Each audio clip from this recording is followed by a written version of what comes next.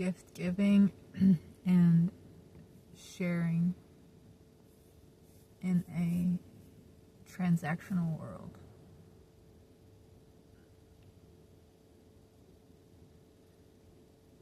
Can be a challenging thing to navigate,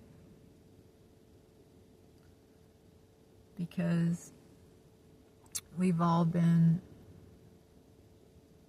trained up in a certain way, indoctrinated into a certain kind of system and worldview which promotes tit for tat. That if you're putting something out, you must ensure that you're getting something at least in equal measure, if not more, in return. We live in a capitalistic economy. We operate within a capitalistic economy. So usually we want more of a return on whatever it is that we put out. Usury, this is a thing. But it's not a natural thing. That's not how nature operates. Nature is just a flow. Energy flows, and it comes back eventually. And, you may eat a fruit of a tree, and then, you walk on down the road, and you digest that fruit, and it comes out of you as a waste product, and it goes back into the earth, and it's not going back directly to that tree that gave you that fruit, okay? But it's going back into the web of life, and it's going to come back to that tree eventually in some other form.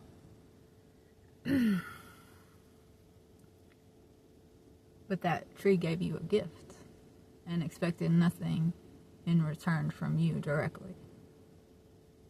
And I think if we have any hope of living in harmony with each other and with the world, and walking in light and truth and love, we have to begin taking a cue from the natural world and stepping into the circle, a circle which is a flow and a web.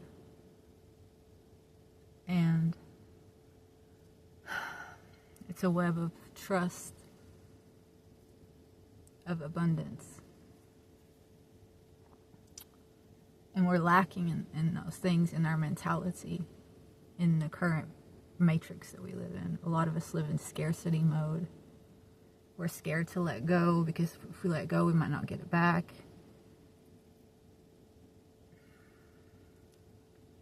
I try very hard. I'm trying not to try. I just want to be living in such a way that is effortless. That way of being.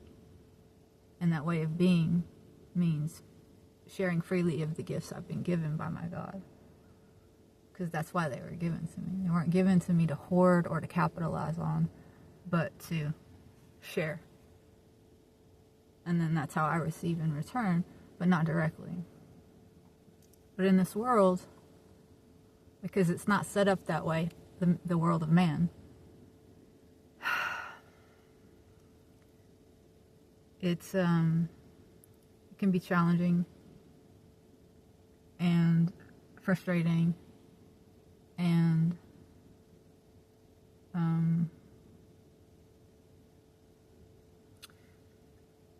in my walk, in my commitment to living in such a way, trying to bring about and participate in more of a gift economy in my own community, it really requires me to sit with, why am I giving what I'm giving at any given time? I really have to make sure, am I doing this for its own sake? Or deep down, am I hoping that I'm going to get something in return? And if I don't get it, am I going to be upset? And is that going to come out in some way later, like unconsciously? Is it going to result in me behaving in a certain way? Something that was supposed to be so natural to us is no longer natural, that way of being. So it requires a lot of thought and reflection about why are we doing what we're doing. Same thing with receiving. You know, making sure that what it is that you're receiving is being given to you with no strings attached. And navigating that can be hard and frustrating, because for me, what I'm dealing with is trust. You know, trusting what others say their intentions are.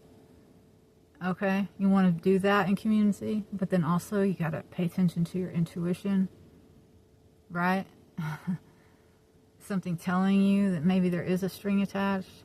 I deal with this quite a lot, of feeling like I really want to give everyone grace. I want to give myself grace. I do want to trust. I also want to be present and aware of what's going on in reality. And the reality is that some people do sometimes give you things with strings attached. And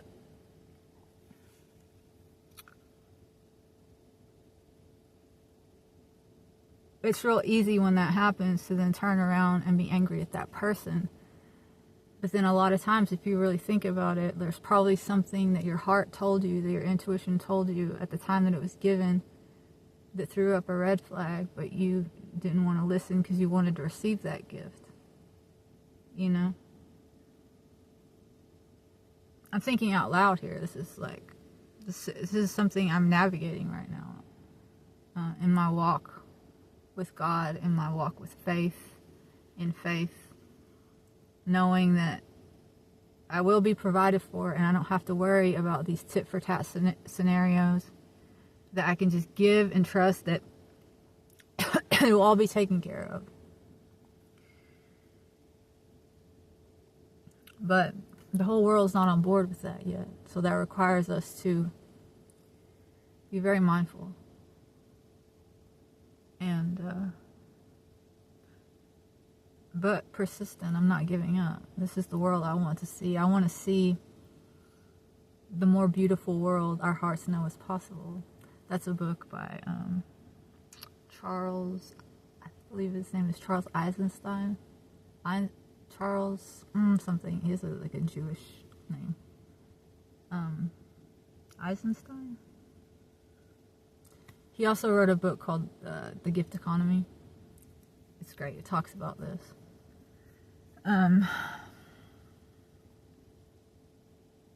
This is how I'm living my life now. I'm just trying to be what God made me to be, which is not a product or a commodity. It's not something to be sold, and I'm not speaking out against taking money.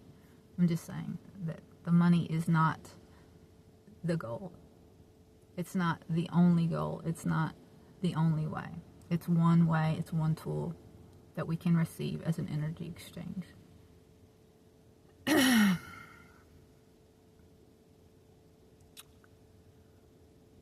But I'm leaning into faith. I'm leaning into giving and receiving with an open heart, with trust. But also reminding myself that requires me to be aware, to be accountable, to notice any shadows that might be lurking within me. You know, any sticky little fingers or strings that I might want to attach to somebody because they have something that I like. So maybe if I do this, I can get that. I want to erase that from my being. I want to do that.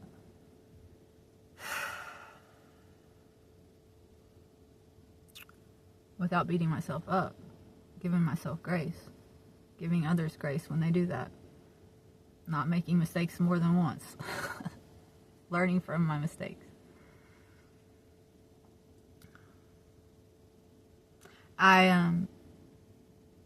Growing up, one of the things that damaged me or hurt me the most was when my gifts that I had to share with others were rejected. I think that caused me more hurt and more heartbreak than when things weren't given to me. You know? Like, I had so much love I wanted to share, and I wanted to shine my light and for people to see my light, and I felt rejected a lot. I felt what I had to share was rejected. And so I know we all feel that way. We all feel special because we are.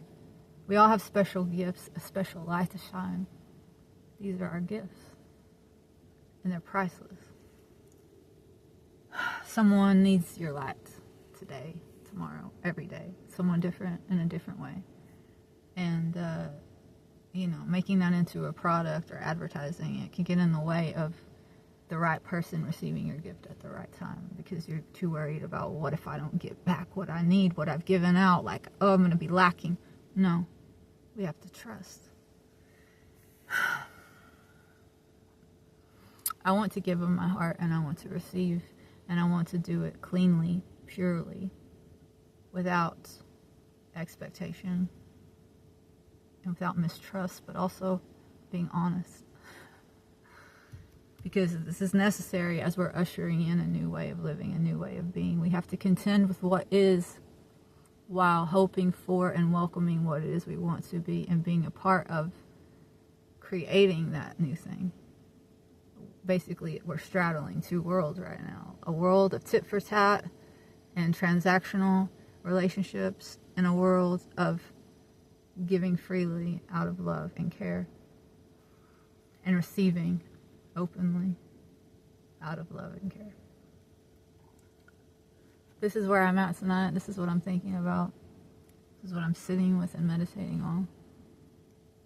Is how do I help bring in the world the more beautiful world that my heart knows is possible.